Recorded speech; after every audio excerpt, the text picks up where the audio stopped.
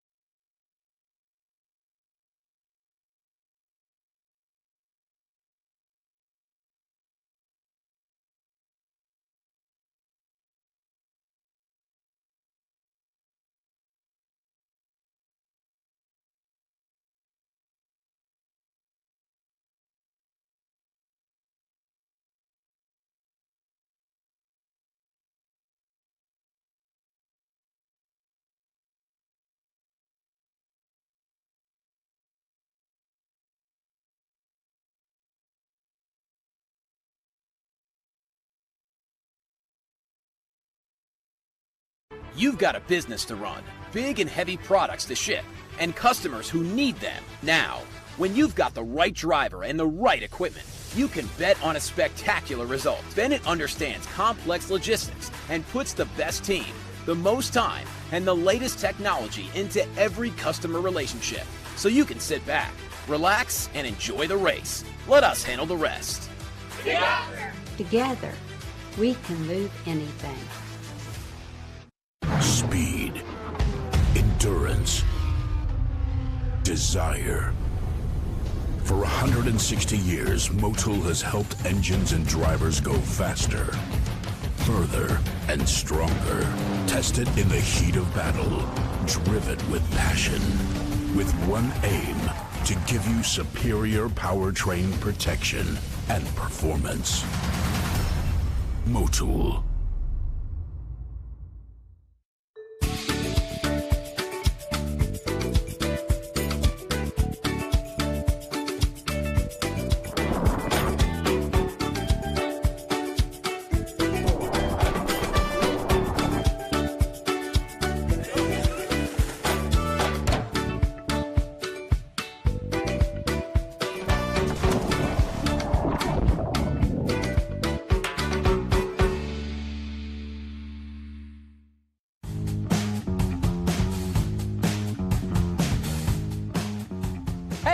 Welcome to the Three-Dimensional Services Group Muscle Car Challenge from the streets of Detroit. Doesn't get any better than this, but Scott Goodyear joining me this weekend.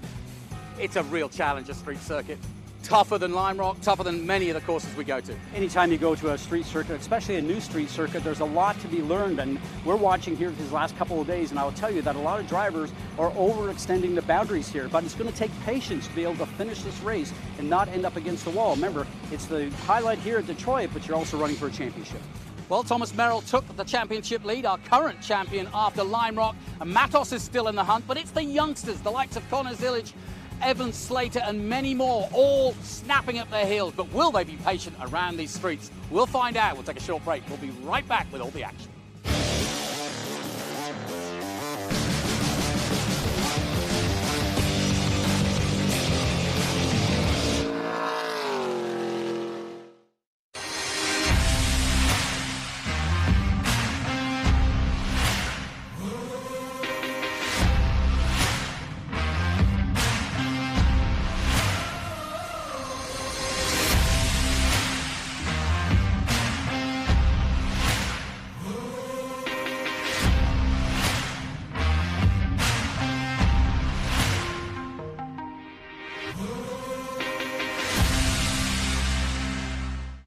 I'm Richard Petty, and you might say I've had a fairly successful driving career. And you know the secret of my success? Having a good support team around me when I need it. Whether you're a route driver, over-the-road trucker, or you're interested in driving special purpose vehicles, Clean Harbors is the kind of place where you can build a long driving career. Do yourself a favor, give Clean Harbors a call.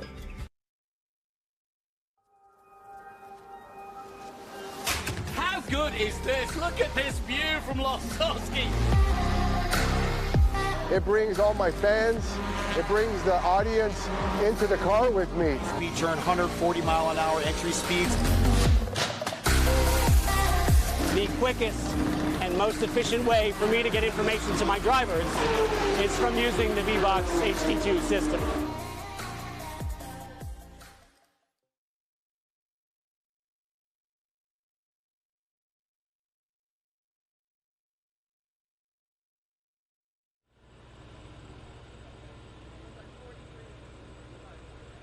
Well, welcome here to the Chevrolet Detroit GP. And speaking of Chevrolet, here we are. Yesterday, our Motul Pole Award winner, Connor Zillage, who in yesterday's race also got the fastest lap. But unfortunately, due to a small technical infraction, Connor Zillage is starting in the back of the grid. But that reminds me, I got to go start his camera, because I put a camera on the rear of this car because this is going to be some unbelievable footage. Connor Zillage working his way from the back. Connor, good luck. Yesterday's Pro-Am winner, Bruce Raymond, racing this beautiful Optima Batteries car. He's going to be out here in this Optima Batteries car, our Pro-Am winner from yesterday. We expect to see him on the podium at Pro-Am today. But look at these snake eyes right here. I've always just really loved the snake eyes on Bruce Raymond's car. And then we've got Luke Rumberg here from Virginia, racing the Manchester Hydraulics Mustang. Michelle Abadi, the Big Machine Vodka Spike Coolers TA2 Series fan favorite from last year. Michelle Abadi and her Ghost Energy Lucas Oil Showtime Motorsports Chevrolet. Ty Young right here. Ty Young, I like the new nose. Happy to have you back out here. Tom Sheehan, our Iron Man in the TA2 series. Back out here in that number 97, and we're going to walk our way back up through the grid. We love having all the fans here. Thank you so much to IndyCar and Roger Penske for having us here. It truly is an honor. We've got Matt Parents here, and Matt's with his kids. Matt is the driver that brought the flag in for us yesterday, but his two sons are here all the way out from the Pacific Northwest. So Matt Parent, thanks for coming out. Doug Peterson, Three Dimensional Services Group, has joined us again. This is the Three Dimensional Services Group race Sunday here at the Chevrolet Detroit GP. Jim Gallagher doing really well this year, the new number 16. Kind of a new livery for him. We're used to seeing him in the red car. Josh Sarche out here with Liqui-Moly. Josh, we haven't spoken to you very much yet this year, so how is it going, and how do you like these street courses? Oh, street courses are a lot of fun. Thanks for coming over here. Thanks for all the fans for watching. Yeah, we just got to get a clean race here for Liqui-Moly and get this car up front. Nice. I love it. Get the car up front. Racing with the Liqui-Moly Cube 3 Stevens Miller Ford Mustang. Then over here, we talked about this a little bit yesterday, but Jade Buford, so let's get a shot of this if you don't mind. The Getwell Scott. He's racing the Scott Borchetta, number 48. And Jade, when you got out of the car yesterday, did you speak to Scott? Did he give you any good advice? We didn't talk yesterday. We've just been working hard as a team all weekend. Been fighting a couple gremlins in the rear of our car, and hopefully we can get them sorted and at least get a good finish to top off the weekend. Nice. Jade Buford, yeah, yesterday about an hour before the cars went on track, I saw his crew totally replace the rear end of the car, which is just absolutely crazy. Then we come up here, Barry Bowes, the number 20 Accio Data car. If you're a Harry Potter fan, that's one of the spells of Bring Me the Data, so that's Barry Bowes in the number 20. Bacon had a hard off in the session before the race. His team worked feverishly. He's back together, running really fast, did really well in yesterday's race. So we're happy to have Caleb Bacon out here. The youngest in the group and the fastest Chevrolet yesterday, Ben Mayer out here in this number 75, 14 years old, racing with us in the Young Gun Series. So happy to have Ben Mayer out here representing Chevrolet, the fastest out here yesterday in the race. Then since Justin doesn't have his helmet on, Justin Marks, Trackhouse Racing, racing with M1. So Justin, I know that you love these street courses. You did really well with us in the Big Machine Music City Grand Prix a few years ago. And are you also trying to get insight on your Chicago race? Yeah, all of the above. I did this when I was like 16, but today it's legal. So that's what makes the street racing pretty fun. And then, yeah, I mean, you know, Daniel was able to get some laps on Friday to get him ready for the Chicago race. I just like driving these cars and, you know, new street circuit here, and so just excited to participate. Now, being the Chevrolet Detroit GP, do you have extra pressure on you representing Chevrolet? Not till you said it. Now I'm starting to feel it. No, I mean, all the fine folks from Chevrolet, obviously big supporters of this event. I was able to talk to a bunch of them yesterday, and just proud to be here with Chevy and racing under that beautiful building behind us. Perfect. Well, that's Justin Marks here in this number 8 Trackhouse M1 race cars car. Darren Mock doing really, really well in the points championship. He's here with the EB Research Partnership. I have another rear camera on him I'm going to turn on right now, but super excited to have Darren Mock here doing really well this year in the championship. So watch out for Darren Mock in the Nitro Motorsports Ford Mustang. Nathan Hearn, you saw yesterday he had a flat tire, came in early because he really wanted to save the car for today's race. Always a super fast driver. From Australia, he's used to racing at Bathurst, so this is like nothing to him. Adrian Lostowski did really well yesterday. Super excited to have him here with the Hawk Performance Ford Mustang. Misha Goikberg here from Canada, which is just right there. But Misha, welcome. Have a great race out there. But one of the drivers I really want to talk about, brag about, Thomas Annunziata. We've talked about him. The best eyebrows in motorsports, did really well. Good fight with Thomas Merrill yesterday. Just missed the podium by 1 place, finished 4th. But look out for this Nitro Motorsports Nerd Focus energy drink, Bayshore Mortgage, to come up the green. Then Austin Green did really well yesterday, but had some tire problems, had to retire pretty early. And then the one that's kind of confusing here, but is really good, Dylan McIvern.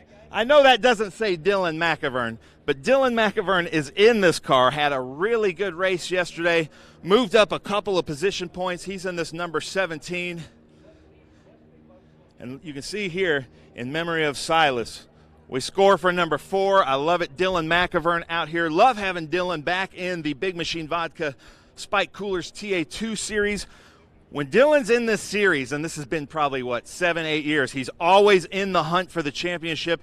He's more of kind of like an endurance driver, so he keeps the car under him until about the last 10 laps and then goes for it. So really watch out for this number 17, Screen Your Machine. Yesterday's winner, Brent Cruz. This Nitro Motorsports Franklin Road Apparel Ford Mustang right here, 15 years old, unbelievable racing phenom. So happy to have him here. He's actually sponsored by Treetop Apple Juice. I was looking for him to pull out the apple juice yesterday, but you can see by his helmet, just signed a contract with Toyota Racing. So we're happy to have Brent here with us and can't wait to see where Brent Cruz goes. We're going to come one more place, because if I was to pick somebody to really watch out for in this, he had some bad luck yesterday, but Mike Skeen is always in my, if we had like a top 3 of who I'm thinking is up to be at the front, he's always in there. Mike Skeen, 3-dimensional services group, always a great driver, has a ton of street racing experience. And then behind him is Rafa Matos, so look out for Rafa Matos. Behind him, Robert Noaker, and then Thomas Merrill, last year's champion. So we're going to work our way up to the front. We're going to work our way up to the front of the grid, show you this beautiful Chevrolet Corvette here at the Chevrolet Detroit Grand Prix. And again, one more time to IndyCar, to Roger Penske, just thank you so much. It's so cool for us to be just a part of this event. Our drivers absolutely love racing here on the streets in Motor City. And we've got Ford versus Chevy, a true Detroit battle here with this beautiful Bowman Chevrolet Corvette leading the field. So I'm going to go to you and Scott, Jonathan. Thanks, Ben. Yes, as always, a lot of fun to see the pre-grid and also get an insight into what it's all about before the race gets underway. Alongside me, I'm delighted to be joined by Scott Goodyear once again. And Scott, slightly cooler than yesterday, but I would argue that it could be a more interesting race today because the guys are dialed in. They know the circuit now. Well, no doubt they went and did a little bit of work last night to change some things on the car. Braking seemed to be a bit of an issue simply because obviously a very long backstretch at 7/10 of a mile, a lot of heavy braking area, the heat keys in the car, and the drivers were talking about that sort of an issue that we had. And as you can see here with the circuit, a very tricky circuit in a lot of senses because it's a lot of 90-degree turns. Turn 1 here, very narrow. We've seen some issues there. Turn 2, so important. That run down that 7/10 of the straightaway all the way down to turn 3.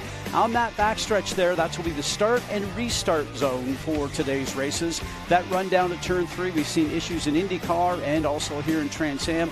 A U-turn sort of reminding me of Long Beach, but the next corners here, 4 down to 5. You get to see the Detroit River and Canada on the other side. The most tricky part, I think, 6 and 7. Seen a lot of issues with guys trying to hitting the wall on the exit of turn 7. And then 8 and 9, and pit in is right there if you need it, but there's the finish line right there.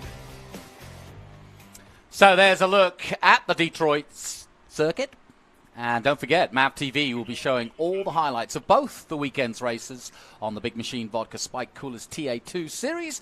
And you can see that at 8 p.m. Eastern on Thursday, June 8th. So we are right at the headquarters of GM, and it's absolutely a beautiful day here. You can see not a cloud in the sky, and absolutely fantastic to be here. Here's the grid. Mike Skeen on the front row, but Brent Cruz it is who lines up. And in fact, that actually is not the entire grid for this one. Let me just correct that. The grid for today sees actually Connor Zilic and Brent Cruz on the front row, then Mike Skeen and Rafa Matos, Noaker, Merrill, McIvern, Green, Annunziata, Goikberg. Lostowski's lines up in 11th.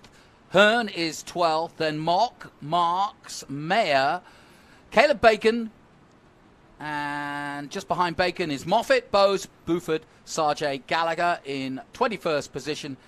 Peterson, Perron, Sheehan, Young, Michel Abate, Luke Rumberg, and behind him we've got a total of 30 in. Well, we've got Ty Young, Michel Abate, Rumberg, and Raymond. That's how it lines up.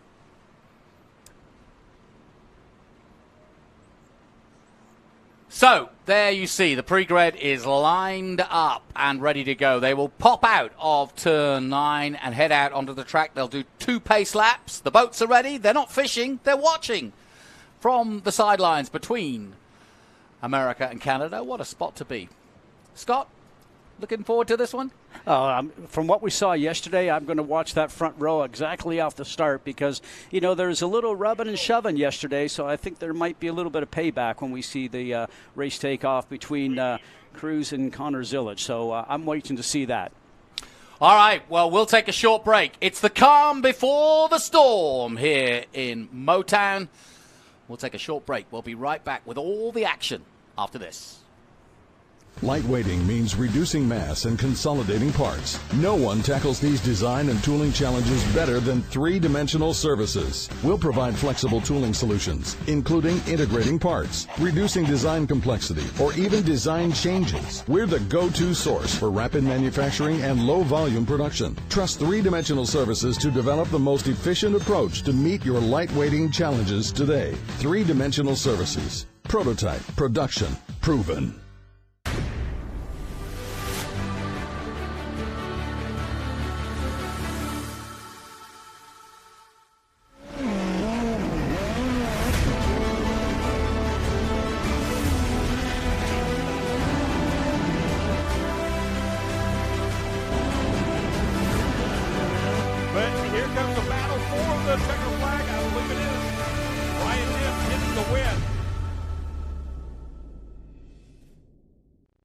Commercial break.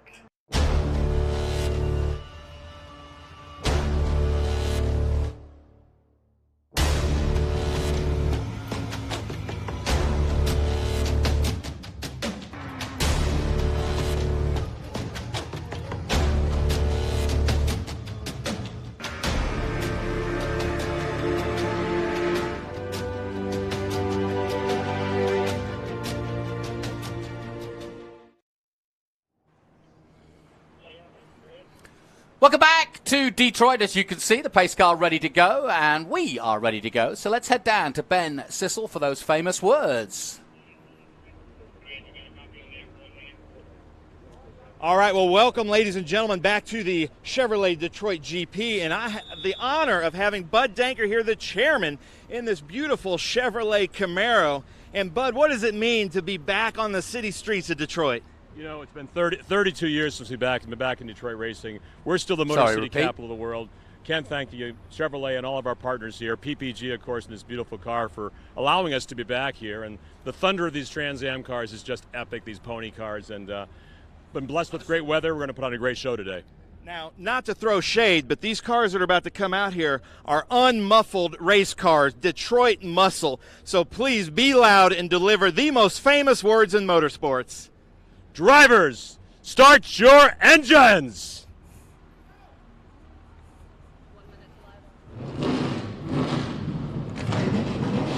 So, as you can see, we are set fair for what should be a really interesting race here. We've had one already. There's the start line finish. We are 5 minutes from the start, but that's plenty of time to get the cars out on track. And what would you be looking for on this sighting lap? You've got 2 pacing laps. Well, for certain, the guys are going to start warming up the tires and getting everything organized. You know, and last night, those guys went back and looked at the data and tried to find out how they can make the car better over all these bumps, because that's the issue that we had yesterday. As tires wear out, the fuel load gets lighter, and you want to try and go quicker, but I don't think they had the grip. We saw a lot of guys complaining about grip in the turns, power down, because you got a lot of horsepower here, Greeny. And the other thing, too, as we talked about, is braking. You got to make sure you have something to go racing at the end of the day with. That's tires and brakes.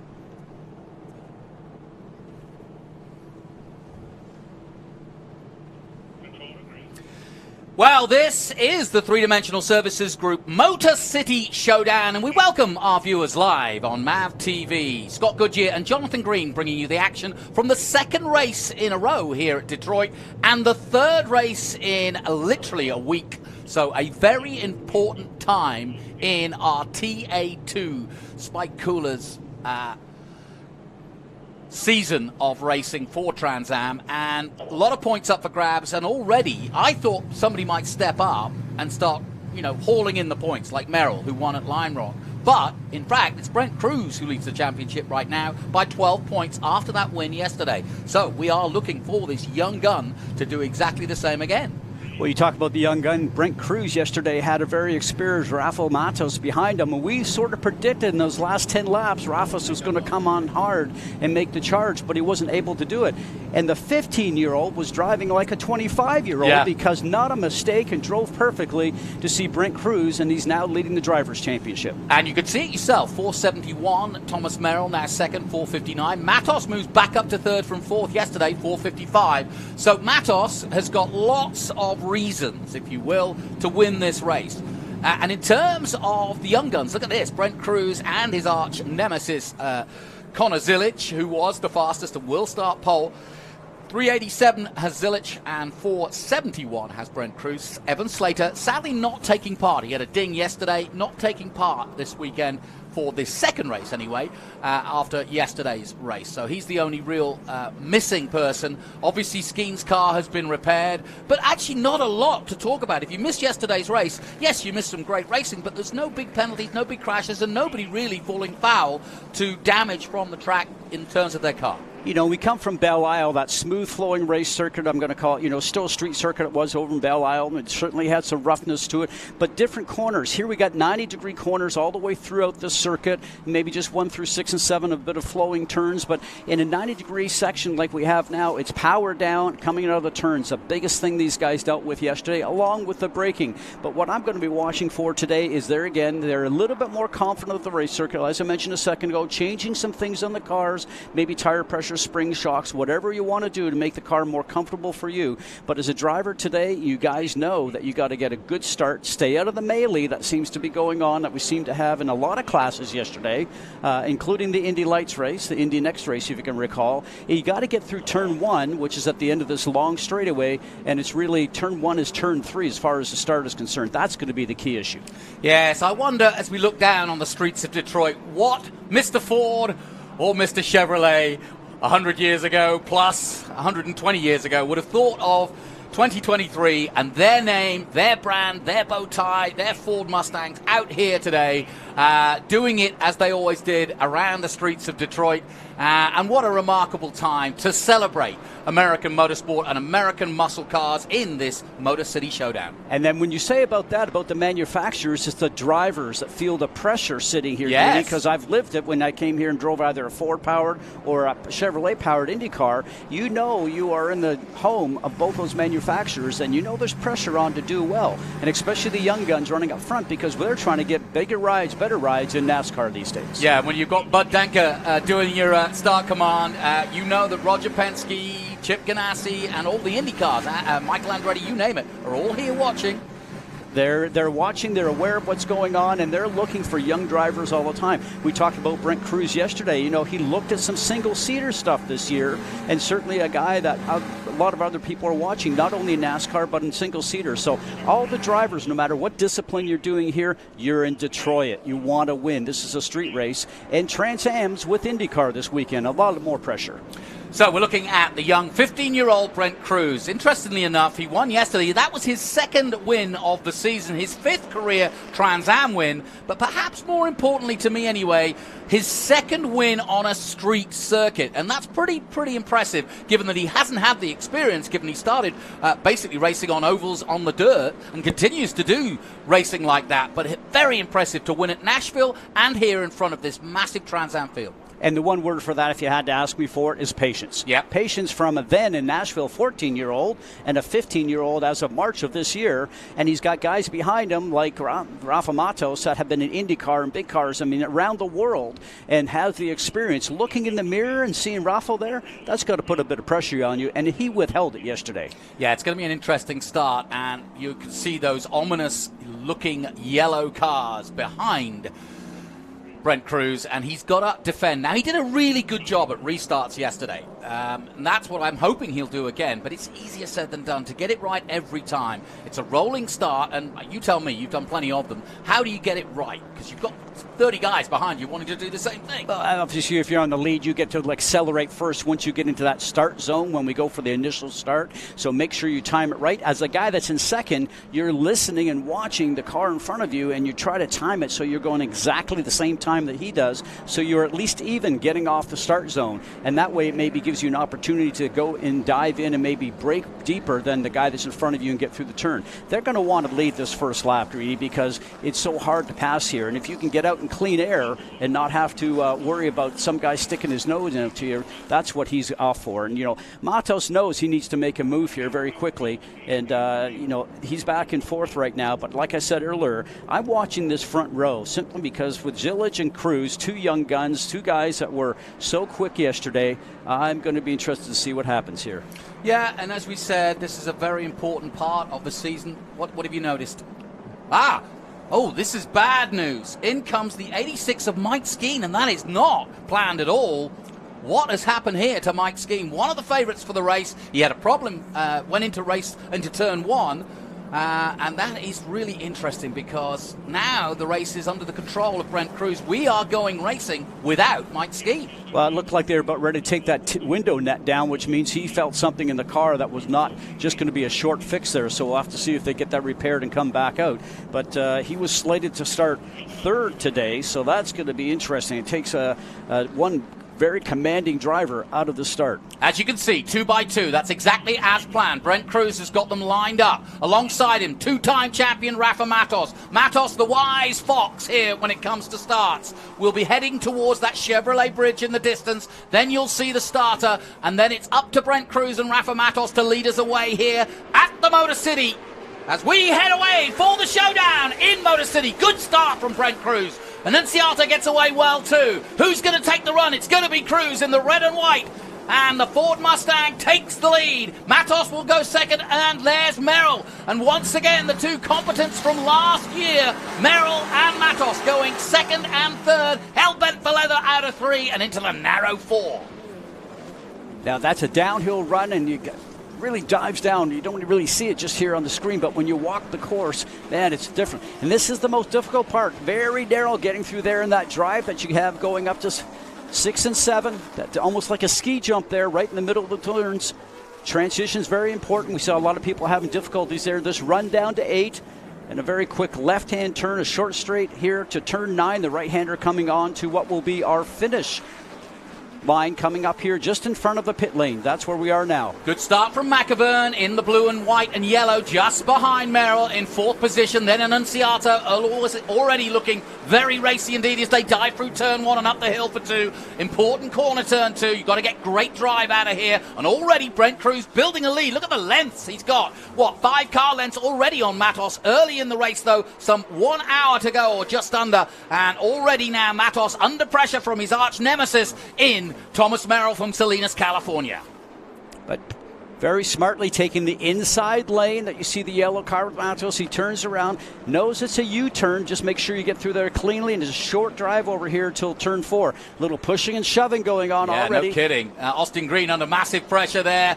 And it's the number 60 of Robert Noaker, who didn't get the best of starts and is now trying to recover a little bit at the moment. Hearn dropped back. Misha Goikhberg got ahead of him. There's Hearn in the 29. And I think Hearn might just play it a little quieter this time out. He got a little too aggressive, got a puncture yesterday, and that ruined his day. There's Lostowski going through in the Hawk car in 10th position. So the field's spreading out already with 57 minutes to go, but Nathan Hearn all over the back at the moment of Noaker. Onto the main straight again and losing big ground. Brent Cruz is putting in some excellent laps so far. That last lap a 1:15.6. So right on the pace already is Brent Cruz, and pulling away from the second place. The gap 1.4 seconds already, and Matos has got enough on his hands with Merrill. Surely Merrill's going to make a move now. Yeah, Dylan McIver makes nice move there into turn one. You know, you got to make sure you get a bit of a draft off the car in front, and here we go again. These guys are going to be side by side. The inside lane is definitely preferred, but the drivers are going to go down there and protect it all the way down to turn three, not allowing anybody to stick their nose on the inside. As you say, nice move by Dylan McIver on Byrne there, and then Misha Goikerberg, Lostowski, and here's Justin Marks. First look at him. He's got Ben Mayer in front of him, the 14-year-old. Pretty ironic, isn't it? You've got a team manager and team owner of a NASCAR team chasing down a young 14-year-old, but holding his own brilliantly, Ben Mayer. Spoke to Mayer, and the only thing he's struggling with physically, because he's only a small lad, he really is a tiny little thing, and we were talking about physically how he's dealing with a big, massive horsepower car, and he said it's the pressure on the brake, under heavy braking, that he struggles with, especially as the day goes on. When you're talking about the pressure, they can look at the data inside the car and see what kind of pressure that they're putting on the brake pedals. So these guys are seeing pedal pressure, and they're talking about 1,000 or 1,200 pounds of pressure they want to get onto the braking system. And, he's not being able to achieve that throughout the whole race itself, as we see a lot of dicing going on right now in the background. But, a lot of the smaller drivers need to get into the gym and work out very heavily to sort of take advantage of becoming a better, stronger driver for not only what they're driving now, but what we talked to them the other day is what you're going to be driving a year from now, because the car's going to be bigger and heavier to drive. Well, this is an interesting battle here between second and third, Matos and Merrill. All trouble for Matt Perrin, and he had problems yesterday, and it looks as though he's got a puncture front left again on the 14. Let's have a look. Yeah, that's gone. The rim, he's on the rim already, so he's going to try and nurse it back and get back to the pits, but Matt Perrin again out of this race. Through goes the leader. I was just about to say, Matos and Merrill in their battle has allowed Annunziata to catch up. Then we've got this three-way battle already starting to heat up nicely, led by McIver, and at the back of those three-way battle is Nathan Hearn. So, a good frenetic start to this one, and as we expected, well, the only thing we didn't expect was Mike Skeen going out, but we are now getting normal service resumed in terms of the contenders. McIver, though, gets a good start. Can he drag this little group up to the leaders, I wonder? Cruz is hoping desperately that there isn't a safety car. 1:14.6, fastest lap from Matos last time out.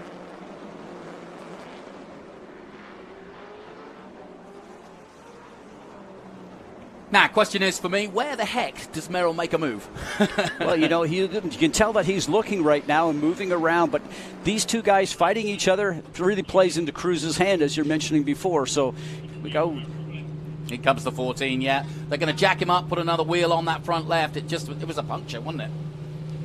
Yeah, it didn't look like he actually made contact with the wall, or maybe a little bit there up on the left front, but it doesn't take a whole lot. We saw about 3 or 4 cars yesterday end up having tire punctures. You don't want to do any rubbing against other drivers because you end up getting that sidewall of the tires sliced. Well, we're also keeping an eye on Zilic, as we did yesterday, trying to make his way through. Connor Zilic had the original pole, but was knocked back after a problem. Out of the pits comes the 14. But now, Merrill all over Rafa Matos, and this is a repeat of last year's championship. They were equal on race wins and points at the end of last season. Merrill won it on the countback, and here comes Thomas Merrill, side by side, down the Franklin Road. Or the Jefferson Avenue, I should say, but either way, he's going to do it. Yes, nicely done. Thomas Merrill goes into second place ahead of Rafa Matos. And that all happened back in turn 2. You see how he got a good run coming out of turn 2 right behind Matos, and he was on the power, on the gas. There was no separation in between the cars, and he had a higher rolling speed, was able to get on the outside of him. How do you work this? I mean, you've got a long race of 60 minutes. The fuel load's going to go down. The tires are obviously going to get worn bit by bit.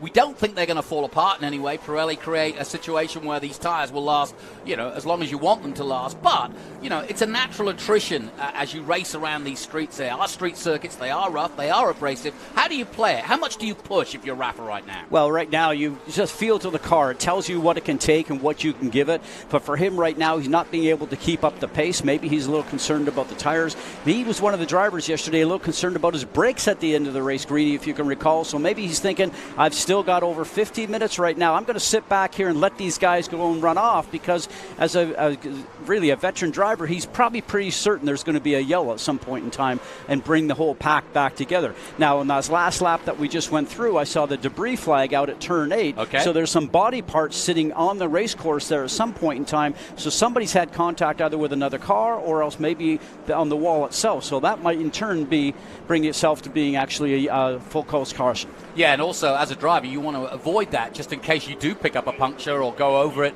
That can easily cause a puncture. Merrill into second place. Now, can these two start to make some inroads? Oh, no! What's happened here to the 60? That's Noaker the third, and there's a little bit of smoke coming out of the back, but is it mechanical or is it rubbing? I think it's rubbing on the rear right, where he's just touched the wall by my looks.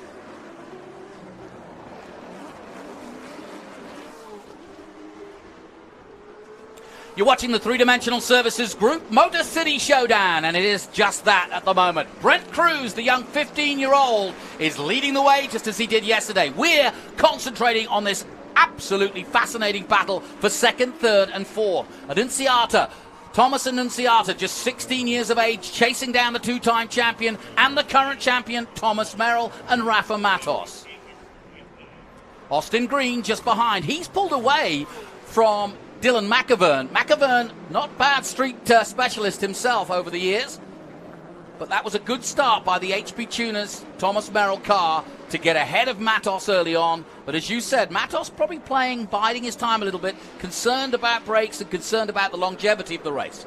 Well, certainly, as we talked about, we expect there will be a yellow at some point in time, which brings the whole field back together. So do you really want to use up all the brakes and the tires in the car right now?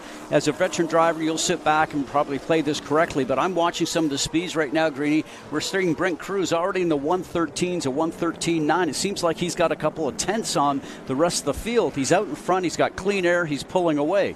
Yeah, in comes the 60 with that damage to the right rear. I'm also keeping an eye on the battle between the two silver hair racing drivers, Connor Zilic and Ben Mayer. Zilic coming through. Zilic in 12th now, Mayer in 11th. Darren Mock, another youngster, in 10th position. Now, let's have a look. The gap, 3.2 seconds as it stands at the moment, so a healthy lead. But Brent Cruz and the Nitro Motorsport team were well aware that there's just, if you were a betting man, you'd have to say there's going to be one, maybe two cautions at least in a street circuit. So 3 seconds means nothing right now. Well, and as we keep on saying, every series that's been here this weekend, including IndyCars, have multiple yellows in every session. And even in the IndyCar race later this afternoon, they're wondering how many yellows there might be. And they're trying to figure out their tire strategy and the fuel mileage. So if we get green start to finish here, this young man's probably going to continue pulling away. But, over-under, I'm going to take that there's going to be a yellow at some point in time. This turn 6 and 7 complex we're going through right now, as you and I walked it the other day, it's like a ski jump right there as you're trying to transition the car from the right to left, and this drive coming down here to turn 8. Very bumpy, a very short stretch between 8 coming into 9, and 9 brings you on to what we call the pit straight here, and this is where the finish line will be for today's event. And turn 1, super, super bumpy. We've seen a lot of drivers go into the escape road there. Yeah, the Nitro Motorsports, while they lead the race, they also have problems as well with Noaker in the pits, but it doesn't look as though he's going to be getting out very quickly. They're trying to fix that left rear. Meanwhile, the race goes on. Yeah, we walked the track earlier in the weekend, and a lot of potholes as well. And talking to Mike Skeen and Thomas Merrill, they said, coming into the breaking point here, we saw it yesterday with Evan Slater crashing just there and going right into the barriers. And potholes here and here, right in the middle of the apex of 3. So you've really got to be careful what part of the track you choose to race on. Well, and those holes you talk about for the manhole covers, they weld the manhole covers themselves, obviously, so they don't come up from the cars themselves, especially the Indy cars creating downforce and suction on those sorts of things. But those manhole covers a lot of times are right in the racing line, so the tires are going over that. But multiple surfaces here, Greeny, as we talked about before. There's some fresh pavement, there's also concrete, there's some ground concrete. Your car is a compromise on getting around this race circuit itself, and you can't set the car up perfectly for every turn, so it's going to be good in some sections and maybe not so good in some others. And as you can see, Brent Cruz now coming into traffic. He just went past Bruce Raymond there. And now this is where you get real skill for a racing driver. You've got to pick your moments to get past the guys and not have them hold you up. And that's exactly what Raymond is doing. He's getting off the racing line and allowing the leaders go through. Merrill is through, and now here comes Rafa Matos. And Annunziata doing a good job. He's now closed in on Rafa Matos as they go down this back straight. Second is Thomas Merrill. You're seeing him in your shot now. But here comes Rafa and Annunziata into turn 3. Now they'll want to, if they can, get past him soon, because they don't want to get stuck at the funnel of 4, and that's exactly what Rafa's thinking. He's thinking like I'm thinking, come on, let's get round, because we don't want to be held up, because it's so narrow through this section here. And now they've done a good job, and he's done a good job to get out of the contenders' way here at this very narrow Detroit circuit. Tell you what, Thomas Annunziata yet to win a race in Trans Am. I spoke to him about that, and you know, he got pole position at Nola and Stall coming out of the pits, and it's a real shame for him, because he's you know, we've been talking about Cruz, we've been talking about Zilic, and yet Annunziata's been there and thereabouts at every race so far. You know, and as a young driver, as you're starting to come up for all the drivers trying to make a name for themselves and trying to build a career in motor racing, when you leave a circuit, if you've made a mistake and had an issue, that carries with you all the way to the next race, you know, until you can get another good result underneath your belt. And it never becomes any easier, actually, as you become more of a veteran. It stays with you for a long time. So that's the sort of stuff, and it's really a teaching lesson. It's a moment, if you will, and these guys will learn from that. The one thing that was pleasing most of our drivers, compared to perhaps the Indy and Indy Lights, or Indy Next as they now call it, is that we are racing in the morning. It's a little bit cooler here on the streets of Detroit this morning as we look at Nathan Hearn. He looks like he's got damage to the front of that car. He's hit somebody. That Cube 3 looks a bit Cube 4 at the moment. Yep, just a small amount of damage. Now here, because it's not a natural terrain circuit, with this street course itself with walls on both sides, as we've seen here yesterday and a bit today, if you just bump the fender against the wall, it really pushes the fender into the tire, and that's what we're seeing a lot of these tire issues with on this racetrack here. The guys are getting the fender rubbing on the tire, which ends up creating a puncture. Won't surprise you to hear that Connor Zilic, currently in 15th, fastest on track, 1:13.323. That's just 0.3 quicker than Brent Cruz, who's just put his fastest lap in on 1:13.8.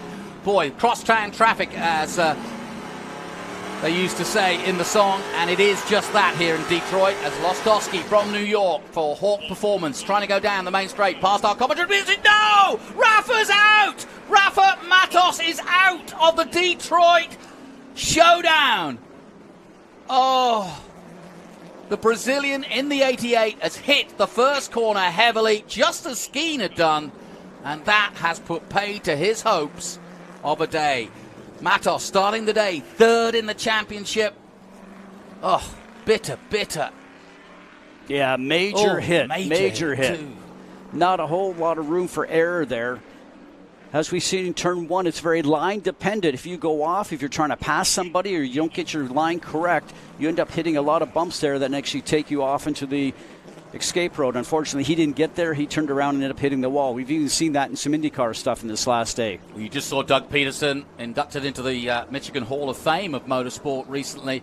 But Doug, of course, the team owner of Three Dimensional Group. We went to the factory earlier in the weekend, and I know that his 500-plus employees are all tuned in to watch this famous race, which they are sponsoring, and this is not what they wanted to see at all. But unfortunately, Rafa Matos out of this race, and you can see it there. Big hit. Got a business to run, big and heavy products to ship, and customers who need them now. When you've got the right driver and the right equipment, you can bet on a spectacular result. Bennett understands complex logistics and puts the best team, the most time, and the latest technology into every customer relationship. So you can sit back, relax, and enjoy the race. Let us handle the rest. Together, we can move anything. Speed, endurance, desire. For 160 years, Motul has helped engines and drivers go faster, further, and stronger. Tested in the heat of battle, driven with passion, with one aim: to give you superior powertrain protection and performance. Motul.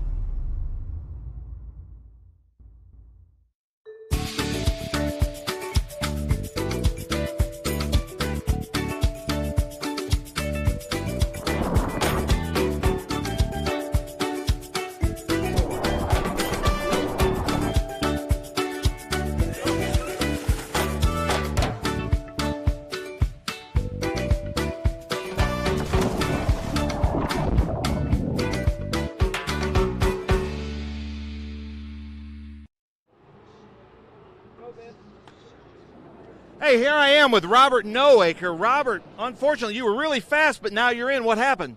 Yeah, we came out of the last turn and kind of felt the left rear thump down into the track, and that's never a good feeling. So, yeah, it ended up being a third diff link broke. With how rough this track is, it beats the cars up so bad. So, it was ended up actually starting third. We were supposed to be fifth, and made some changes to the car. Didn't quite do what we wanted to do for the beginning. We were kind of holding station there pretty good until that happened. Yeah. Well, I'm sorry about your luck, Robert Noaker. I'm going to move down here, talk to Three Dimensional, because now they have two of their fast cars out. It's up to Austin Green and Doug Peterson, who won our Masters yesterday in the Big Machine Vodka Spike Coolers. Watch out for this jack here, but I'm going to talk to, well, we might as well talk to Mike Skeen. So I'm going to come around here. Hey, Mike, if you'll talk to us here. So I'm with former TA2 champion Mike Skeen. Mike, I hear that you're out with a clutch, but I'm going to come to you in news on Rafa, your teammate. Yeah, I don't know exactly. I wasn't on his radio, but it sounds like he might have had a little bit of brake problems or something in turn one. Hope he's okay. He might have hurt his foot a little bit, but yeah, it looks like the car's pretty rough. Yeah, turn one is right down here. It's tough because there's a tire band around it with just one row of tires, but he went in there pretty hot. It looks to me from the monitors like it was brake failure. Has he confirmed that? I don't know for sure. Sorry. All right. Well, Scott and Jonathan, I'm going to send it back up to you, but Scott, if you could give your expertise on this longer race, and we saw a lot of brake wear yesterday, so if you could talk about that, I'm going to send it to you, gentlemen. Good stuff, Ben. Yeah, we'll get a quick word from Scott on that, just about the brakes. We've been talking about it overnight, but it is a concern, yeah? Yeah, I think anytime you have an issue and you're getting into a situation and you're getting into turns and braking, the bumps and everything like that, these cars are so difficult to drive, and to see if we can interview with Rafa to really understand what's going on with that. But a hard hit, and unfortunately he will not continue, and certainly takes a points hit on the situation too. Yeah, and while we are under caution,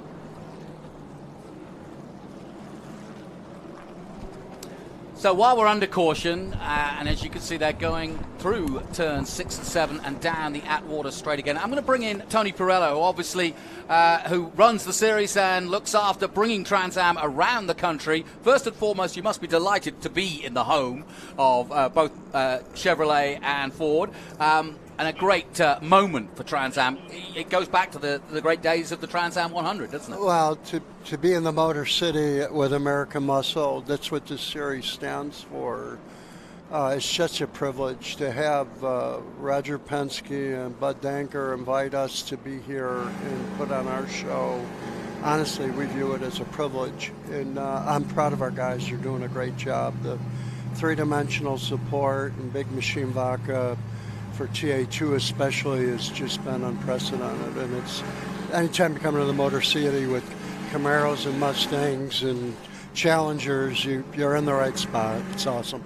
And I think it's exciting also for Trans Am as a series that began back in 1966. We've had great champions, we've had great drivers over the years, but to see so many youngsters at the sharp end, Brent Cruz leading the race at the moment, I mean, this is exciting for everybody watching.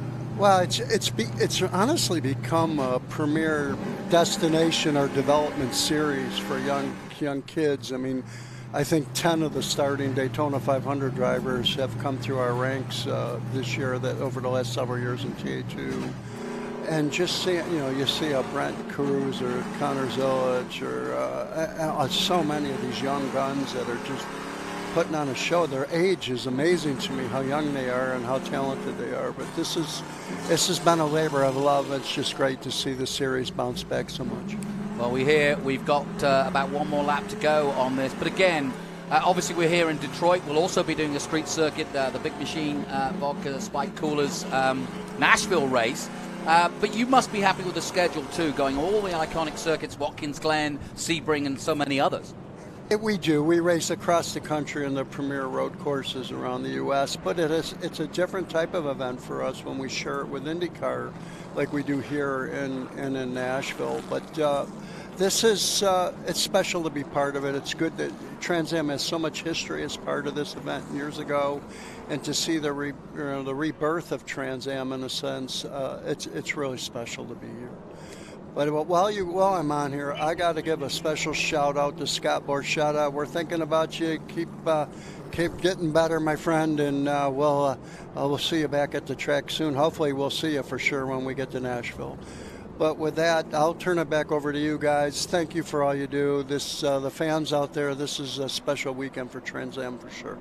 Tony Perella, obviously the man who runs Perella Holdings and both SBRA, Trans Am, FR and F4. The circus continues here at Motor City, and my thanks to him coming in and, yes, giving his thoughts on what is a very special event for Trans Am, lest we forget. Big part of our history here. And yes, Scott Borchetta, and I'm sure Scott hasn't missed this fantastic Corvette. He drives a historic Corvette in SBRA, but he won't have missed the Big Machine logo on that Corvette C8 that's pacing us around this circuit under caution. And Scott, to turn to another Scott, let's get back down to the business end of this race. We are under caution. We've been under caution now. Tell me how the car changes when you slow it down like this, and what you've got to be ready for at the restart. Well, number one, driver being ready, but we've seen that now with Brent Cruz. As soon as the green comes out, he reminds me of some of the greatest drivers in any series in the world. He's able to get that first lap and a half extension because he can drive the car at 10/10ths and make that leap in front of the guys that's actually in second. So we can see if he can do that again here now. And how's the tires, how's the brakes? We're going to find that out within the first 3 laps for all the competitors, if they can keep up the pace or if the car is changed a little bit. Fuel's burning off, tires are wearing. What do you have now? We'll find out shortly. Let's head down to Ben Sissel for the latest in the pit lane.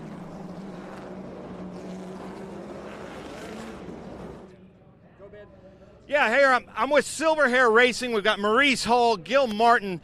Maurice, Connor coming through the field from the back. I think he's currently in 14th. What's he saying on the radio? He's going through traffic, and he set the fastest lap. And, of course, it's always about brakes on a street course. You know, when you go fast, you use a lot of brake. Yeah, when you go fast, you use a lot of brakes. Some expert wisdom from Maurice. Back to you, gentlemen. All right, so Maurice Hall, who runs both those youngsters, Ben Mayer and Connor Zilic, and as you heard there, Connor Zilic. Zilic had a penalty, a technical disqualification, and loss of grid position. That's why he started last. And so that's why, again, like yesterday, we're watching him come through. He's in 14th at the moment. Boy, he's had some pressure this weekend. You know, and it's hard to get through on a street circuit, especially when it's so narrow, and they have to use up tires and use up brakes to actually go forward. Then you have nothing left when it comes time to go fast at the end. Scott, the pace car's gone, but we're not racing. Tell us why. Because we're going all the way to the we got the all the way down. Pace car's gone. The pace car comes in for us. Then I'll just watch the leaders come up slowly. Here we go. See, watch the guy on the starters on the right-hand side of your screen. Once the leader, Brent Cruz, enters into the zone, which is the 2 cones on the right-hand side, he can accelerate any time in there, and now he's off. Away we go then, and everybody jostling for position, but Brent Cruz pulls away. Merrill in second place. Annunziata now picks up third place because of the fact that Matos has disappeared. Austin Green is side by side with Annunziata. McAvern's there. Yeah, saw a lot of pushing and shoving going on there. Nathan Hearn losing out to Misha Goikberg. Very hard on him, Nathan Hearn. And Hearn goes down the runoff and has to now think about how he's going to get back on. Well, he's going to try to find his way. He's not going to find his way through there. That may be game over for him as he goes off at turn 4. Through goes Thad Moffitt. Thad Moffitt in the 43. His first ever street race. He's got Justin Marks behind him. Impressive how Brent Cruz has great power down, not only out of the turns, but especially on those start and restart as we saw. He gets such a good leap, such a good jump there. He gets that spread between himself and the second place car. Very important. And here comes Connor Zilic. He's coming places every lap here. Bit of debris on circuit there. And now we're getting down to the halfway point of this race. Watch that number 7, all black, the blue Chevrolet. And, of course, Zilic representing Chevrolet in that car here at the home, right around the streets of Detroit and, of course, around GM's headquarters. So they'll be watching him very closely indeed as Chevy once again take on Mustang here and Ford at Detroit's streets. Boy, the more laps we run here, you see more drivers starting to protect that inside line, coming from 2 all the way down to 3. They're all the way over to the wall now, going down that backstretch. I can confirm that Nathan Hearn, who you saw sort of going off the runoff run, and he kind of went too far to the point where he couldn't get into a turnaround situation. So he's parked it up there, and that's the game over for the Australians. So if you're tuning in early morning in Australia, sadly, Nathan Hearn, your champion, is out. Cruz, Merrill, and Enciata and Green. That's how it stands at the moment. And all eyes on Austin Green, the young 21-year-old son of David Green, an ex-Xfinity champion, and really making a name for himself. I spoke to Austin at the beginning of last season, and he really didn't start racing. You know, we talk about some of these youngsters starting at 3 years of age going karting. Well, Austin Green did not start his career until much, much later, so he's doing a heck of a job given the amount of time he's been racing.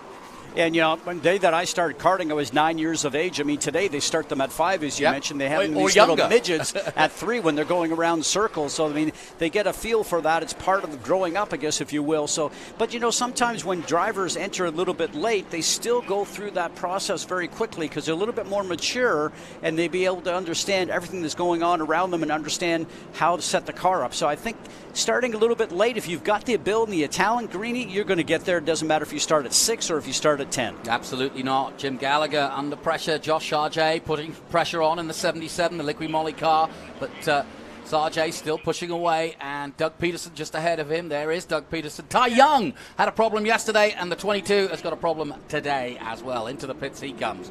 And it looks fairly terminal because they're not working on that car. In fact, well, no, they're putting the hood back on, so maybe they'll get him back out. Let's hope they do. Down the Atwater straight they come then.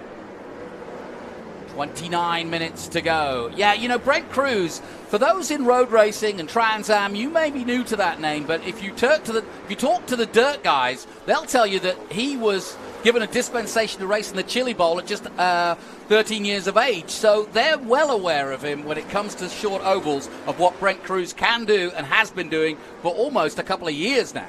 You know, when you think about 13 years of age, I think back to that. I was just still starting in karts, you know, and now you're talking about getting to the Chili Bowl, guys that have been there for years and so experienced, and guys that are in their 20s and 30s. I mean, you got guys that are going back there like Tony Stewart running the Chili Bowl. So, I mean, you think about the disparity there. I mean, super impressive. I couldn't even do, I couldn't do mathematics, and that was half the problem. When I was 13 years old, I couldn't do joined-up writing, never mind racing car. So then, Cruz, Merrill, and Enciata, Green, and McAvern. That's your top 5. We've been watching this battle between Peterson, Gallagher, Sargent, and Sheehan just behind, and we're continuing to watch that as they go through turn 5 and 6 and onto the back straight. But there's battles all around. Here's Darren Mock, and Zilich is through on him. So Zilich continues his march. 1:13.3, his fastest lap for Silverhair. He's taking Ben Mayer with him, but now up to 9th position. And what a way to finish the weekend if he can keep this up. But now he's got Adrian Lostowski in front of him as they dive through turn 1 and up the hill to 2. Let's see how quick the Zilich car, the Chevrolet of Zilich, is as we head down Jefferson Avenue. Looking for the cars in front to punch a hole in the air for you so you can get that draft. But important, like we said before, you got to get that run off of turn 2 so you're very close to the cars in front so you can take advantage of any type of draft you can get. Here we go. Zilich, nicely done, and that was, well, he made that pass even before the corner, so it wasn't just under braking. That was a little bit of slipstreaming. Mock now thinking of doing the same thing, but that's a nice move. Ben Mayer and that green and black just behind him, so the Silverhair boys are chasing the hair quite literally at the moment because both of them are up there, and Ben Mayer, who got a top 10 yesterday for Chevrolet, and Silverhair looking to do the same again today. And Ben Mayer, one to watch for the future, just 14 years of age, and teammate to Zilich, who's 16 now. Zilich now up to 7th. He's got past Lostowski and Darren Mock in the 51. Great story from Darren Mock. He suffers from the research that the EV search that he's representing as his sponsorship, so a really good cause for him to be part of. And we took a closer look at his car earlier in the weekend, the 51. He's got some special material to stay cool. Now, what's happened here to Dylan McAvern? I can tell you, McAvern, someone.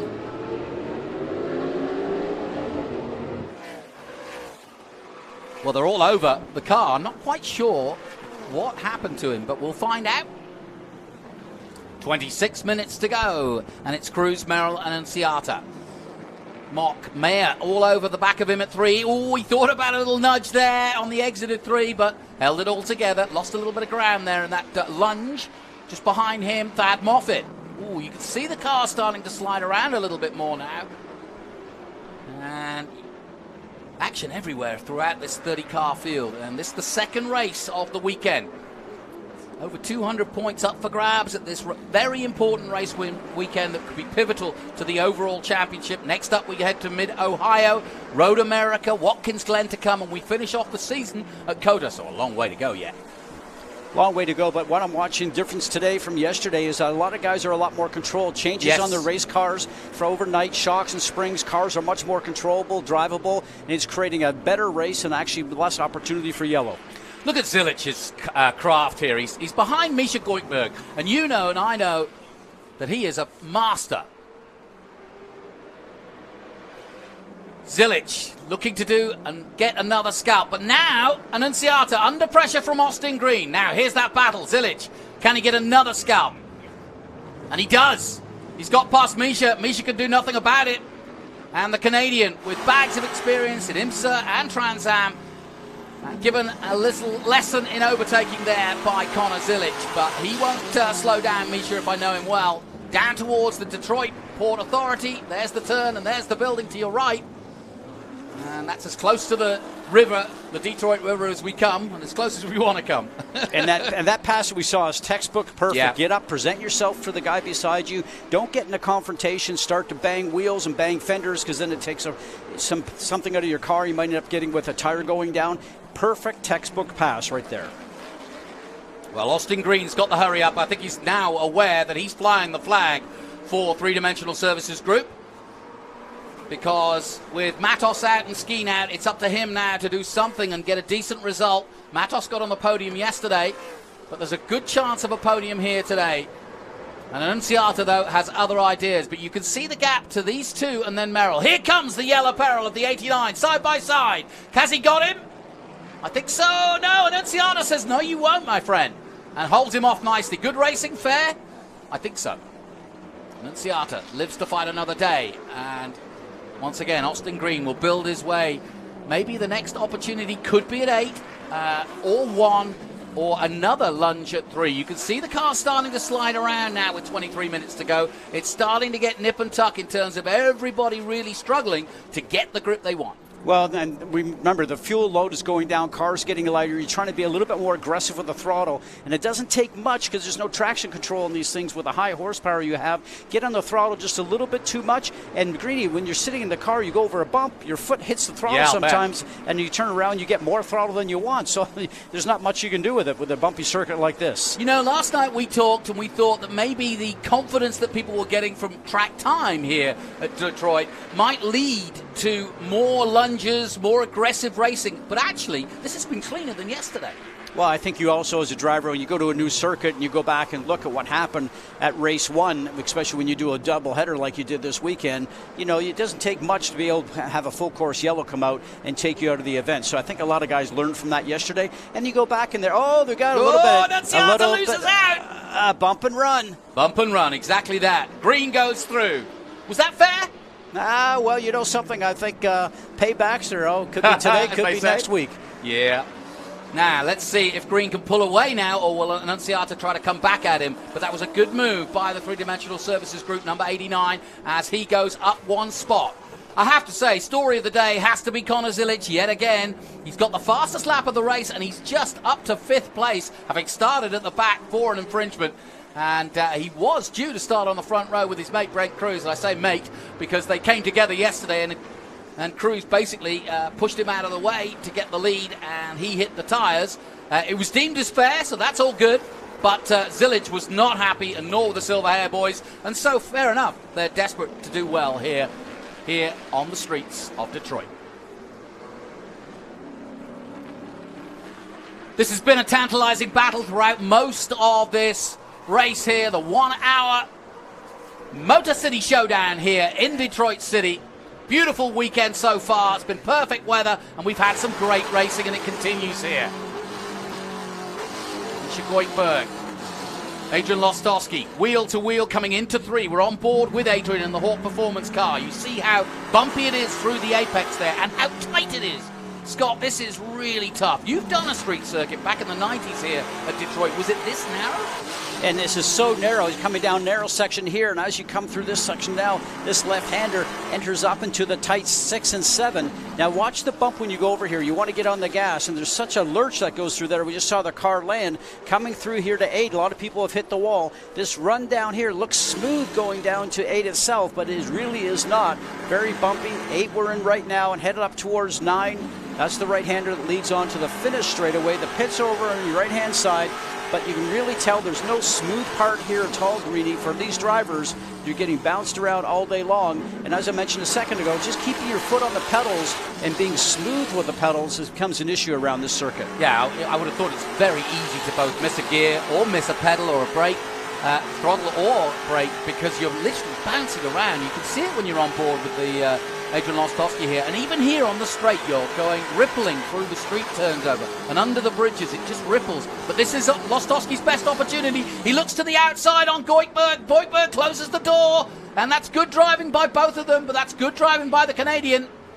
For BC Cars, based in Canada, they prepare Trans Am chassis and cars for the likes of Misha and many others, and it's been a successful few years in Trans Am for Misha.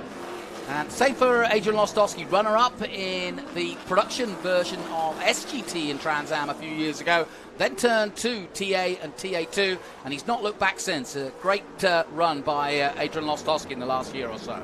You watch these two cars, they're very evenly matched as far as being able to put power down and the grip level. I'm watching both of them. There doesn't seem to be a huge advantage to one or the other. But Adrian right now, there we go, got one around. Well, luckily Gallagher has... This is at turn 4, the very narrow funnel that is turn 4. There's room to get through, but he's under power. That's good news. Green flag waves. Jim Gallagher. Now he's online, though. That's the trouble. He needs to get off the race line and get onto that straight as soon as he can, and he's done just that. Yeah, it looks like there is a little bit of damage, maybe to the right rear of that car. You can see the body's just a little bit askew on it, so we'll see if he can...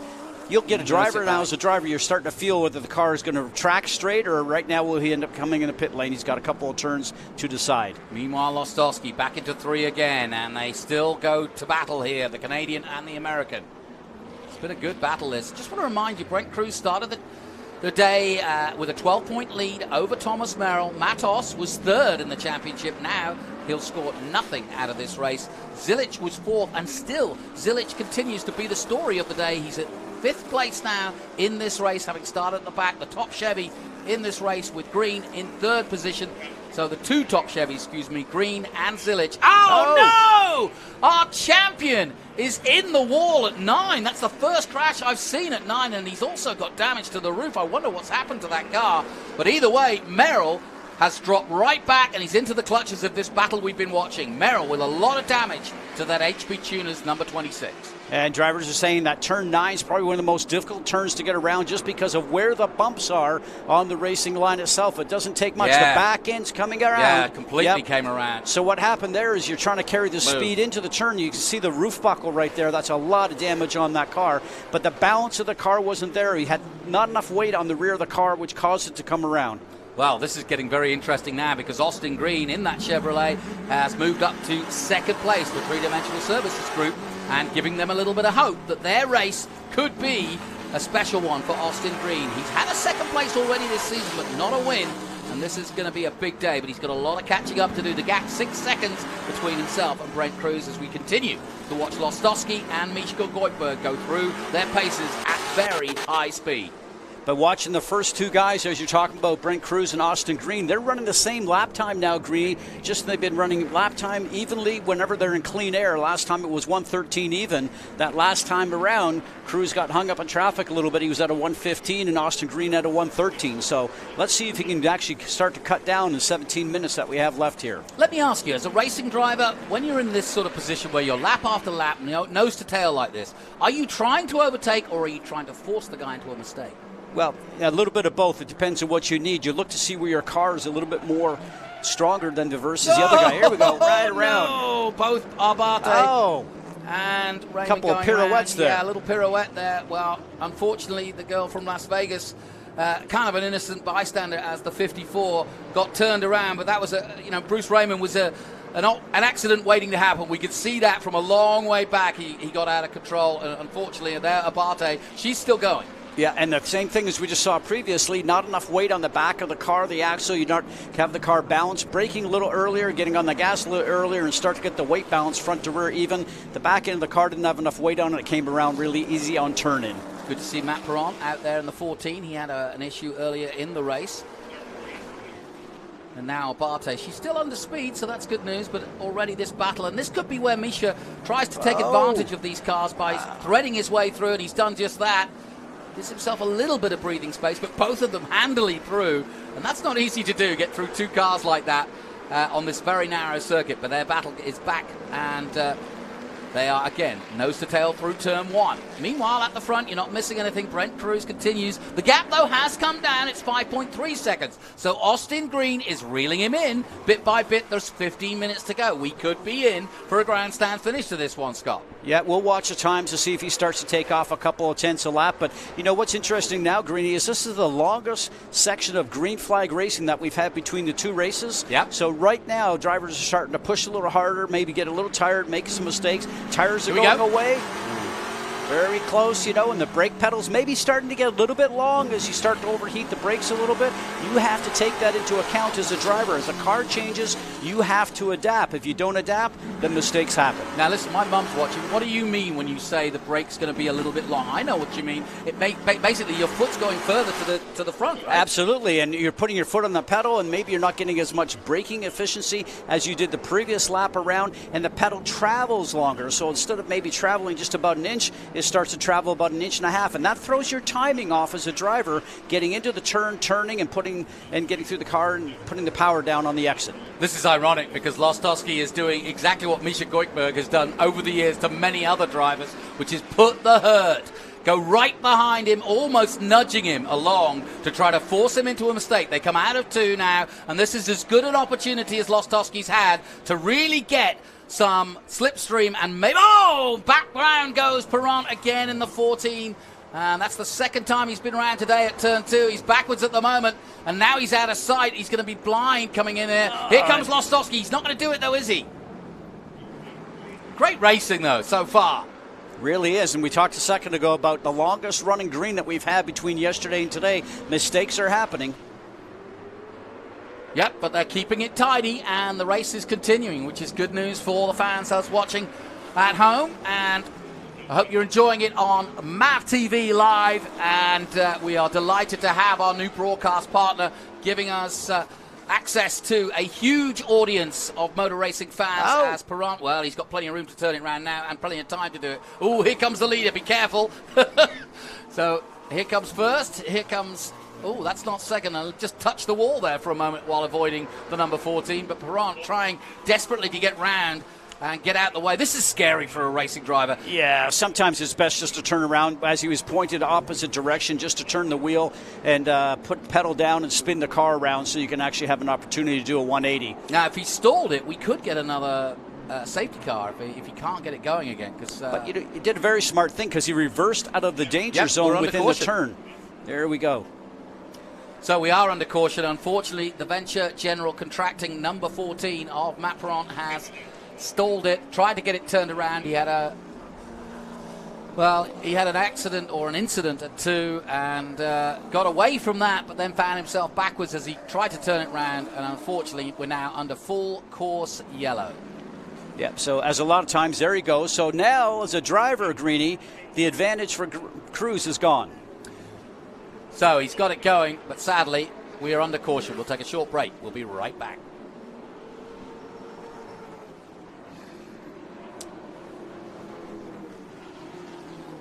So under caution here, we've had some great battles, and boy, catching our breath here, but you've missed nothing. Brent Cruz at the front, Austin Green, and now this really does give Austin Green at the restart a chance to win this race, Scott.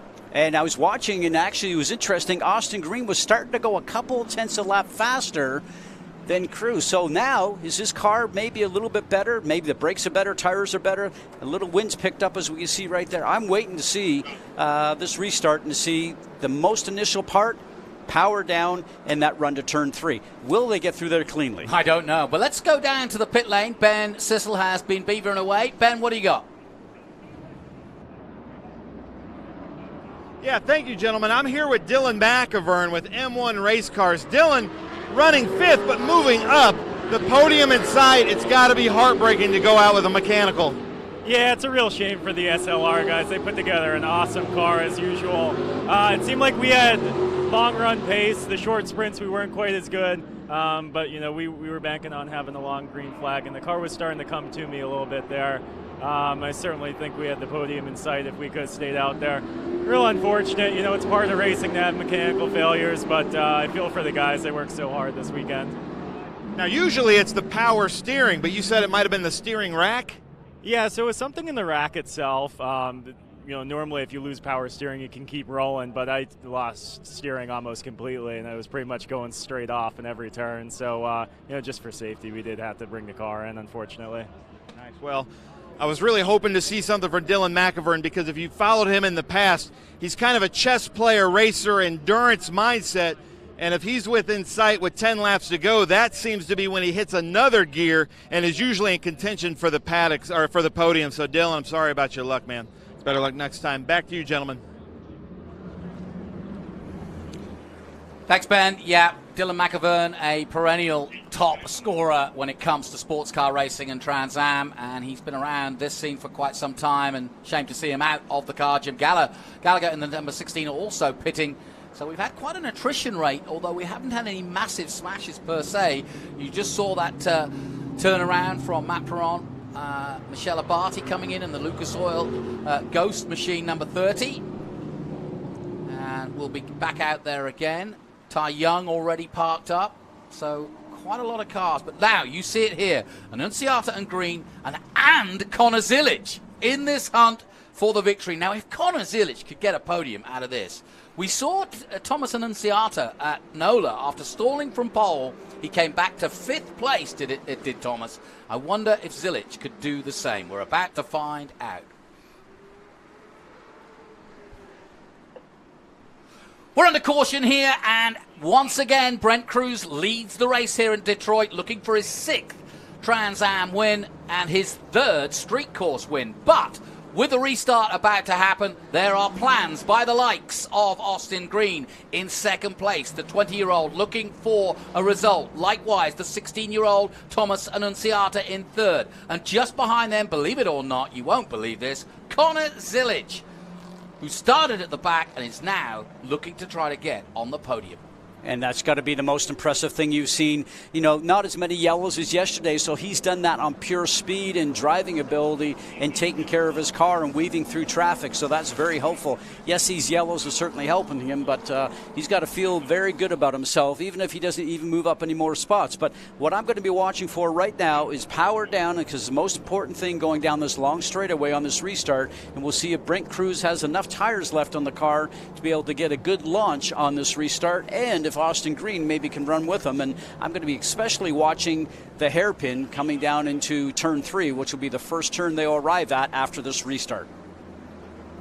So Matt Perron comes in after getting it turned around, but obviously he's out of contention and has decided to give up the Ghost. Now, this is interesting. The Gel Blaster 75, that's Ben Mayer, the young 14-year-old, also silver hair, coming in. So I don't know what's happened to him, but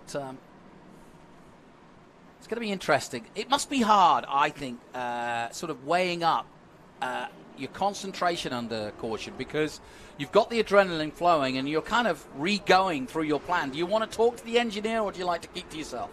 There's nothing really that the pits can do for you, the engineer can do for you right now as a driver. You know what you've got as far as a car is concerned. Maybe they're getting on the radio and calming some of these young drivers down. I'm not really sure you need to calm down Brent Cruz, because, you know, as we talked to him, and even yesterday, it seems like you're talking to a 25-year-old, as we mentioned before. So this is the most exciting thing. You know, we're going to have probably just under 7 minutes when we go back to green, probably even 6 minutes. We might be down to about a green-white checkered here. So it's going to be all out, flat out. and there might be a little bumping and shoving going on, I suspect, Greeny. I couldn't agree more. We're going to have a sprint race of just over 5 minutes by my estimations, and as you can see, keep an eye on that Corvette and those flashing lights. Once they go out, that tells us that we are about to go racing, and they'll go out on the lead-in to turn 8. So we'll see as they get onto this straight in a moment whether we are ready to go racing again. The yellow flag still being displayed. There's Thad Moffitt, and Thad doing his first ever street circuit, and he said it was a bit of an eye-opener for him. Used to the ovals and dirt tracks, and coming into Trans Am. Great to have a member of the Petty family here, that all-famous family. We've got Andretti's that race in the series. We've got the Mox, and we've got Green, of course, son of David Green. So we've got some pedigree in terms of racing history, that's for sure. Go ahead. 6 minutes for me. Brent Cruz, Green, and Nunziata. That's your top 3. Zilic 4th. Goikberg in 5th. Don't count out him and Lostowski. They were in a great battle. Jade Buford. Let's put a shout out for Jade Buford in Scott Borchetta's number 48 car. Currently in 7th position, and that is really good news. And also for Thad Moffitt, 8th is probably the best finish he's ever had.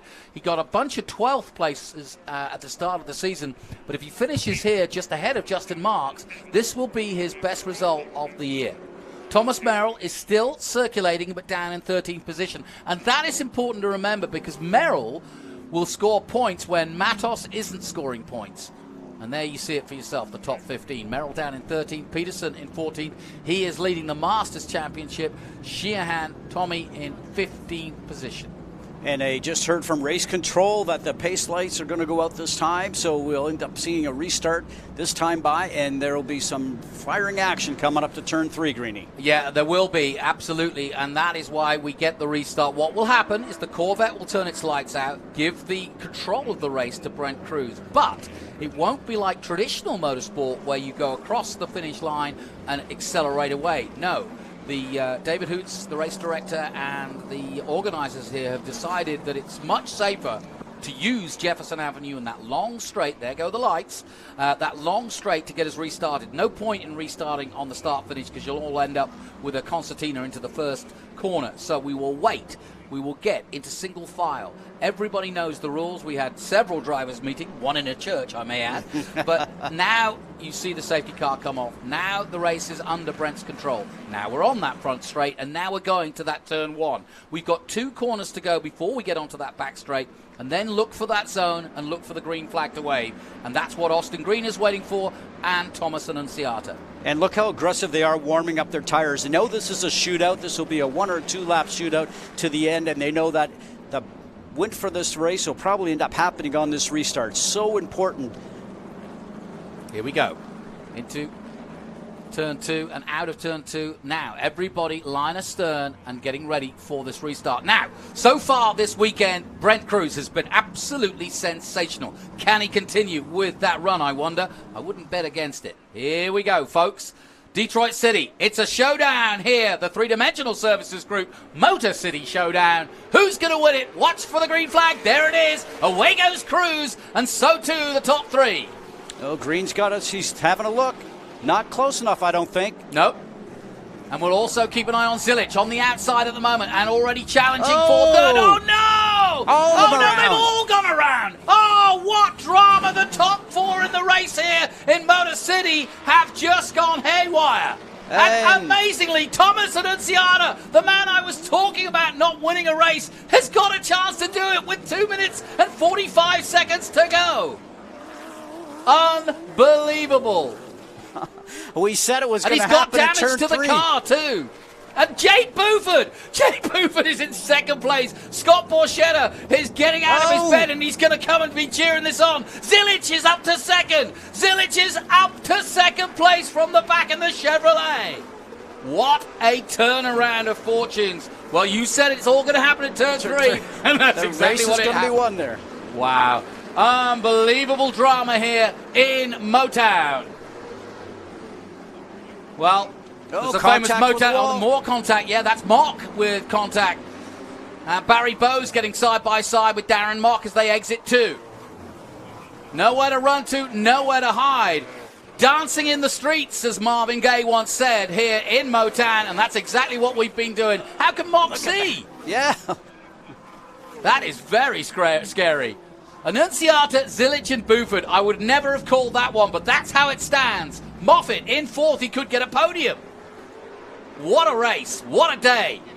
Justin Marks moving up through as well. All sorts of drama. Doug Peterson comes to a standstill at 4. Leading the Masters. He had a little help with that one, though. He's still under pressure. He's still under power, excuse me. Gets it going.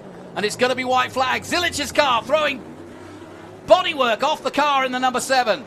And Zilic could yet win this race, but Annunziata yet to win this season. Looking for a win. Damage. The white flag waves. Annunziata's got 1.7 miles to go. Can he do it? What a day. He's raced Miatas. He's raced go-karts. Now he's got a chance to race this famous Detroit City circuit and take Nitro Motorsports in the Ford Mustang to their second victory of the weekend. What a weekend it's going to turn out. Remember, he and Brent Cruz, teammates, but it's been Brent who's been having all the headlines so far. Here comes Zilic. He's closing in on him. It's tantalizingly close. He's got to get it all right, A little bit of slide there. You had to make sure you make no mistakes. Don't look in the mirror. Just look forward. Hit your marks. Don't worry about the car behind you. If you're doing your maximum, going as fast as you can, the guy behind you is not going to pass. Look forward, not in the mirror.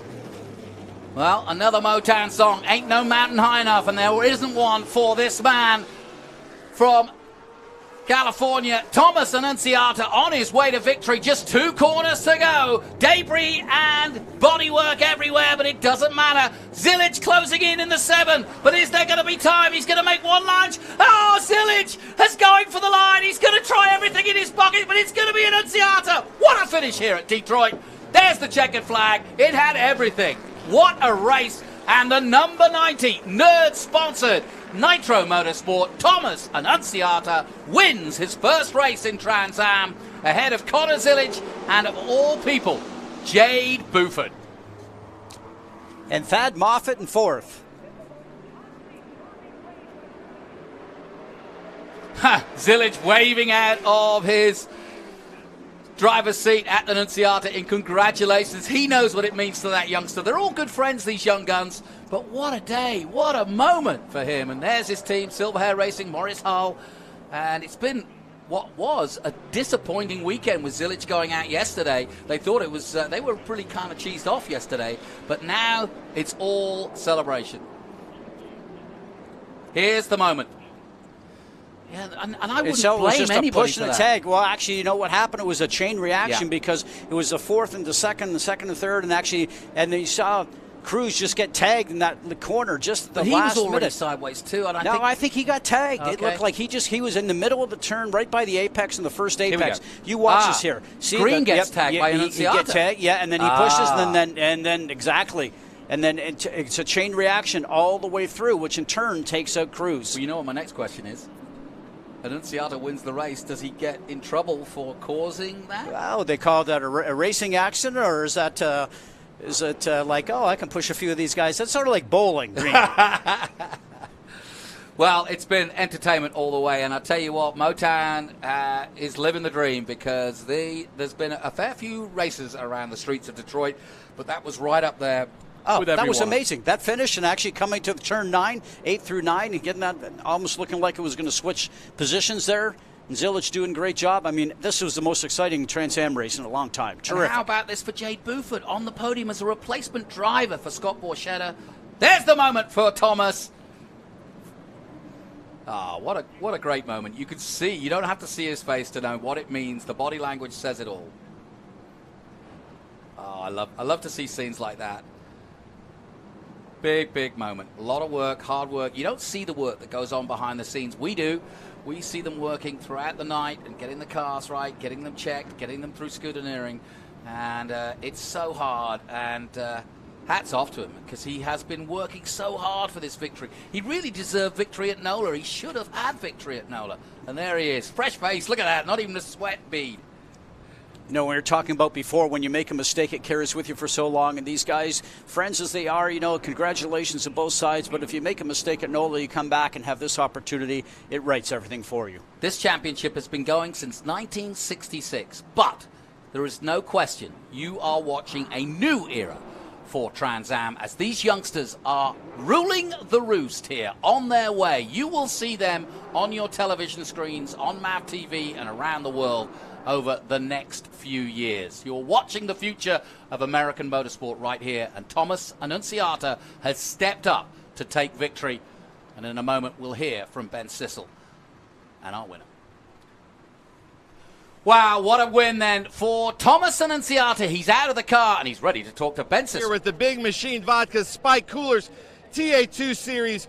2 absolutely fantastic Chevrolet Detroit Grand Prix races with the TA2 Series. Thomas Annunziata finished 4th yesterday, right behind Thomas Merrill. I knew you had speed all weekend. This has got to feel amazing. It feels so cool. I've only had the 5 races under my belt in the TA2 Series, and we've been making progress, and we're getting closer and closer. We've been having podiums, a pole position, and finally a win. This is a redemption from NOLA. Nice redemption for NOLA, where you got pole position and then didn't start. Anybody you want to thank for this? My whole team, Brian Kozlowski, Cody, Robert, all of them worked so hard to get these cars as fast as they are, and they believed in me. And I can't believe this. My sponsors, Crispy Pizza, Nerd Focus, Towson Watch Company, AI Media, and SC Arms, they've been with me since day one. I can't believe it. Nice. Thomas Annunziata. And I got to point out, the best eyebrows in motorsports. Get close to that camera there. Look at that, ladies and gentlemen. Beautiful. Absolutely beautiful. I always have to give him grief for that. Coming from last place. Did you hear me there? Coming from last place to second. Putting it right next to him here on the last corner, Connor. I know you'd like to be in the top step, but this has got to feel absolutely amazing. Yeah, it's a bittersweet way to end our weekend here. We've just been struck with bad luck over and over again, and the first race we had the fastest car and didn't win, and we had the fastest car again and didn't win again. So as good as it feels to come from the back and finish second here, that win would have been that much sweeter. So we're going to go on to the next race with all this momentum we got. We got the fastest cars, the best crew around me.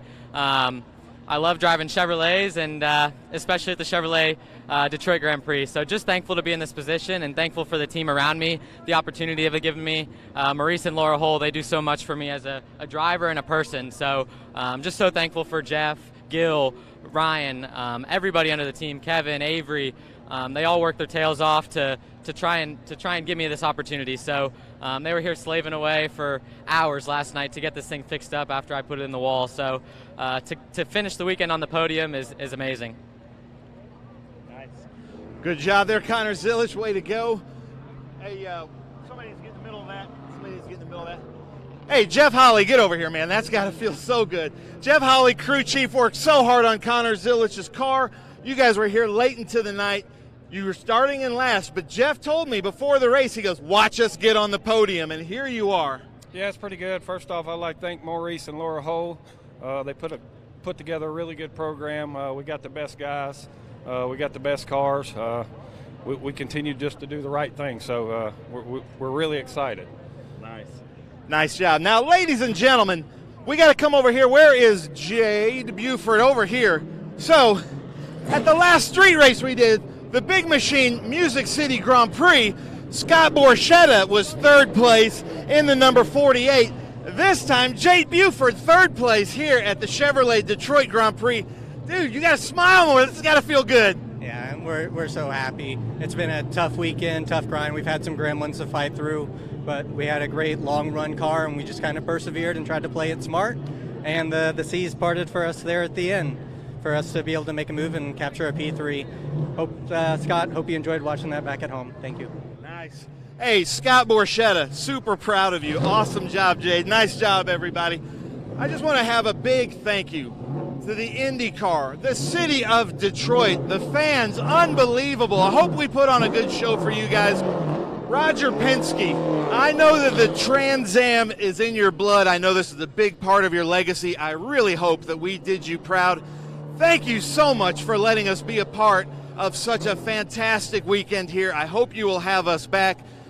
We've got Bruce Raymond here in the Pro-Am, Doug Peterson, Masters. But, gentlemen, I'm going to send it back up to you in the booth. Thank you guys so much. Such a great show. Great stuff. Fantastic stories throughout. Confirmation of the result. Thomas Annunziata gets his first win for Nitro Motorsports. Connor Zilic, a brilliant second place from the back. And Chevrolet getting on the podium. Jade Buford in third position, representing Big Machine Vodka Spike Coolers. Thad Moffitt, what a result. That's his best ever in Trans Am. And well done to him for safety clean. Barry Bowes, fifth. I would have thought that was probably his best result too. Justin Marks, sixth. Sargé in seventh. Austin Green, eighth. Sheehan, ninth. And Caleb Bacon rounding out the top 10.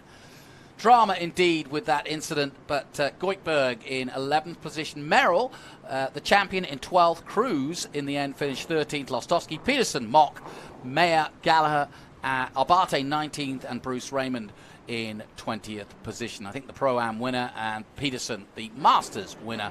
Perront, McAvern, Young, Hearn, Rumberg, Matos, Noaker, and Skeen, all non-finishers in that one.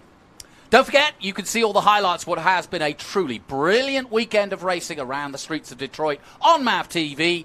That's right, Thursday night, that's the Trans Am night, Big Machine Vodka Spike Coolers TA2 Series at 8 p.m. Eastern. You don't want to miss all those highlights. We'll be bringing you them throughout the season on MAV TV. Well, my last thoughts, I'll turn to Scott Goodyear and get his thoughts first and foremost. What do you reckon? Good weekend? Well, you got to get to the finish line, take the checker flag before you can say yourself a winner. And actually, Brent Cruz, we thought certainly was going to win it. But, you know, elbows out, a lot of rubbing and bumping going on here in the Trans Am and the streets of Detroit. And, you know, words are that we're going to come back here again next year, and this will turn into a bigger and better event. But the racing that went in all the way through the pack with some great racing going on. Tough on a race course like this, it's bumpy. But for sure, the young guns are coming into Trans Am and starting to take over. So it's a great show. My thanks to Scott Goodyear and to our entire Greenlight Television team, bringing you the action from Detroit. And congratulations also to MAV TV, our new partner in television, to enjoy this. It's always hard to come into the backyard of Chevrolet and Ford Mustang, but these boys put on a show. Well done, everybody. That's the end of our Showdown from Motor City. Until next time, goodbye for now.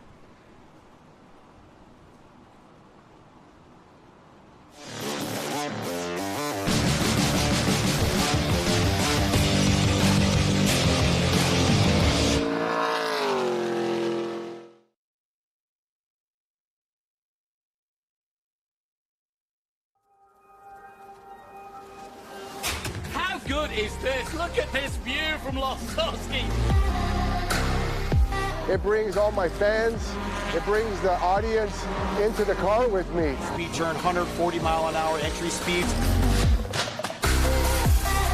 The quickest and most efficient way for me to get information to my drivers is from using the V-Box HD2 system.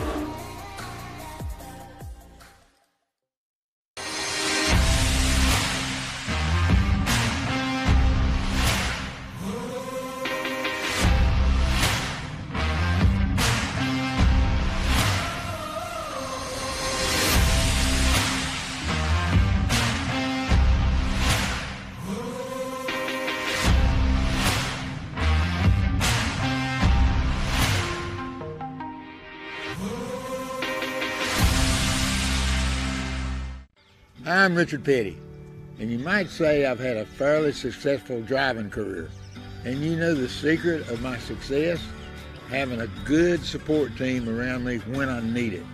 Whether you're a route driver, over-the-road trucker, or you're interested in driving special purpose vehicles, Clean Harbors is the kind of place where you can build a long driving career.